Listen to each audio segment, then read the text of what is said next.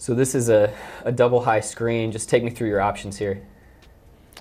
Yeah, so stop it right now. So right here, we run this play a lot. And with Gallo being the shooter that he is, you just don't ever know if they're gonna switch, if they're gonna show.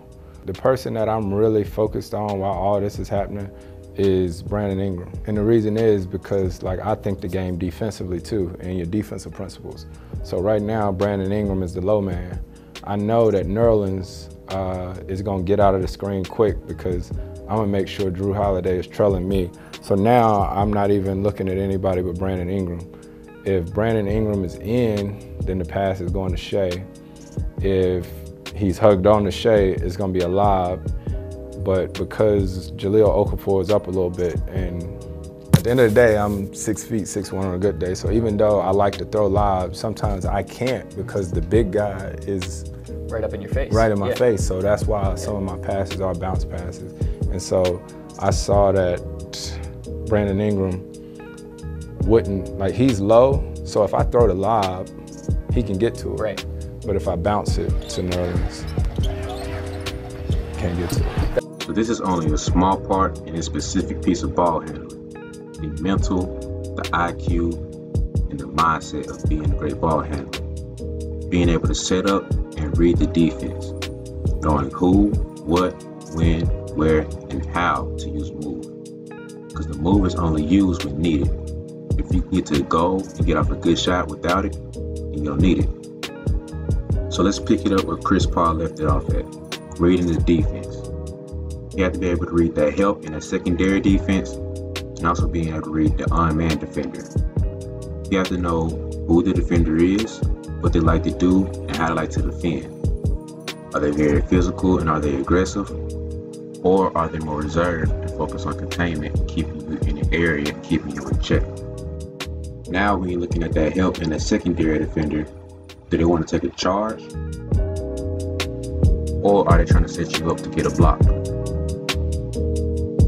The next part of ball handling is understand where you are, how you're in the situation. Are you in a pick and roll? They went 16-2 with Avery Jackson taking over for Gatto.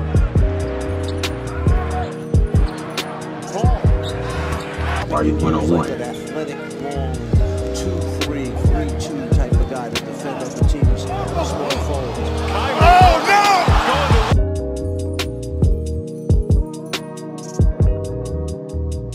Are you at the top of the key? Are you at the wing? Or are you on the corner? Is it early or late in the shot clock or early or late in the game? Are you coming down in transition or downhill?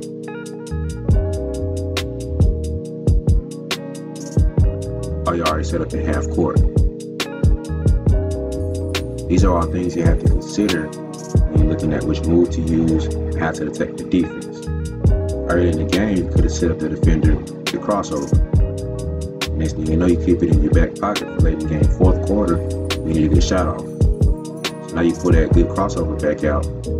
Or now you can hit them with the counter move. So instead of hitting them with just the crossover, you can hit them with the in and out, or a double cross, or a cross between the legs, or whatever you feel like your counter would be in that time. Knowing where you are on the floor is a big key. If you're on the top of the key, you have a lot more room to work with. You can go to either side of the floor depending on what you want to do and what the offense has set up. It's different when you're on the wing.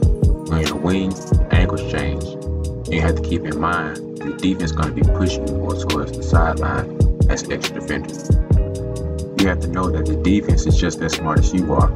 They have a strategy in the game plan, what they want you to do, and they know that you have a different angle. So they're trying to force you in certain things in their strategy to make sure you don't capitalize on your opportunities.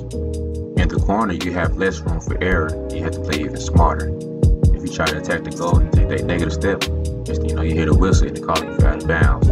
Or when you're driving to the baseline, and you try to hit a spin move or anything, next thing you know, stepping out of bounds there too. Defense is playing smart here too, so they're trying to push you out of bounds, use that as another defender. And not only being aware of where you are on the court, where you are in the game. Like I was saying earlier, you have to know if you're early or late in the shot clock or early and late in the game. If it's late in the shot clock, you have to get up a quick shot. And you don't have time to make 15 moves and try to get around and take this crazy shot. You have to make one quick move, get to the open area, and take a good shot. Or you make it a quick catch and shoot, or you get the ball and just go straight to the rim. The next part is being able to understand the pace and the speed. Being able to tell the move when you're going 0 to 60, or tell the move and go 0 to 100. You have to stay at your pace and keep your rhythm. You have to be under control and confident in what you do. The best ball handlers can't get sped up and going out of control. A lot of players that are slow motion but don't go too fast, that works for them because they can stay there and they're under control at all times. You also have to understand what your pace is. A lot of coaches and trainers tell players to go quote-unquote game speed. But a lot of players are giving 100% of what they have for their game speed. Just because it's in slow motion to what you would have, what you're accustomed to, doesn't mean that that player isn't going 100%. So game speed is a real relative term, meaning that it changes from player to player. So one player's game speed would be 100 miles per hour, while another player's game speed is 60 miles per hour compared to that first player. So you look at a John Wall, or Westbrook, or De'Aaron Fox. Of course, they look a lot faster compared to a Luka Doncic or Jokic. So you can't just say he's slow because he's slower than Westbrook. He's going as fast as he can, as best as he can. That's his game speed. Game speed also changes depending on the situation.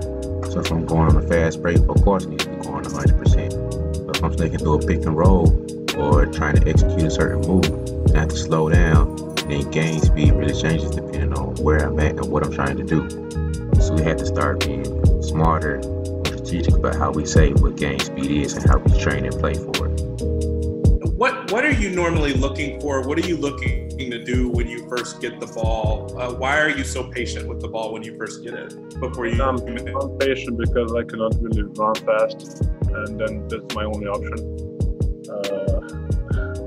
I kind of need to put everybody playing my rhythm, my pace. The next part is knowing your angles and how to attack the defense. Know how to place your foot to sell a move, know how to move the ball in this direction to get that move off to get sold. Reading the defense is really all you can do to get that answer. The defense is playing you a certain way, and you react to it a certain way. So let's say you have a defender on you and they have slow feet, and they're trying to force you to go to your left. What you do is you attack that top foot, which should be the left foot on your right side. You make them turn their hips, you have to run their feet to try to catch up to you. Now you have them on your hip, and now they're at your mercy. You can do what you want to do now. But this is just one small example of many I could give. But the thing that makes this the most fun and entertaining is the randomness of it. Most, if not all the highlight moves that you see are all reaction. It's all off of instinct. It's not like a planned move that they're going to sit here and do. It's just reaction. And that comes from literally being in the gym for hours. It looks so easy and fluid because it is. It just comes natural to it. It isn't premeditated murder. They just snapped in the middle of the moment and just made a reactive move. Alright, that's it for this video. I really appreciate you watching part 4. Stay tuned for part 5. If you haven't, go back and watch 1, 2, and 3. Subscribe to this channel. Go follow me on Instagram, Facebook, and Twitter at BeBall Jones. Thank you. Stay tuned for part 5. Got a lot more coming.